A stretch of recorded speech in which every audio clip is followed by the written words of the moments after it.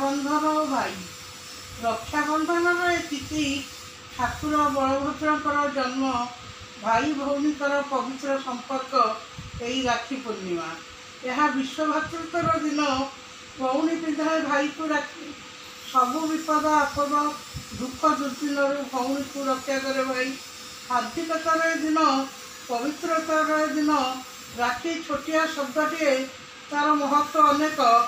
ରାକ୍ଷୀ ବାନ୍ଧି ଭଉଣୀ ଭାଇକି କରେ ସାକ୍ଷୀ, ଜନ୍ମ ଜନ୍ମର ବନ୍ଧନ ଭାଇ ଭଉଣୀ ବନ୍ଦୀ।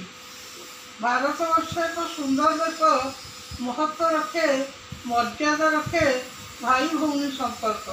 ଦେଶ ଦେଶ ମଧ୍ୟରେ ମଧ୍ୟ ରାକ୍ଷୀ ବନ୍ଧନ କରେ ସୁଦୃଢ଼ ସମ୍ପର୍କ।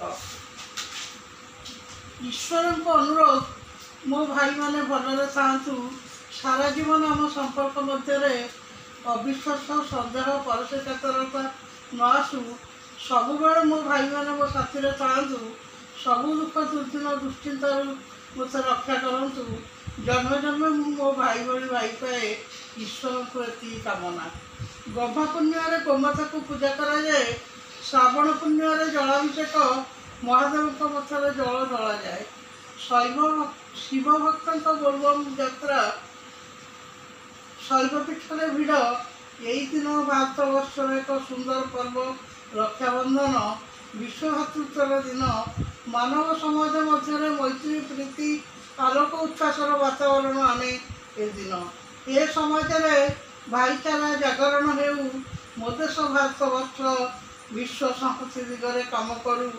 ଏହି ହେଉ ଆଜି ଦିନର ଅନୁଚିତା ରକ୍ଷାବନ୍ଧନର। Please subscribe my channel.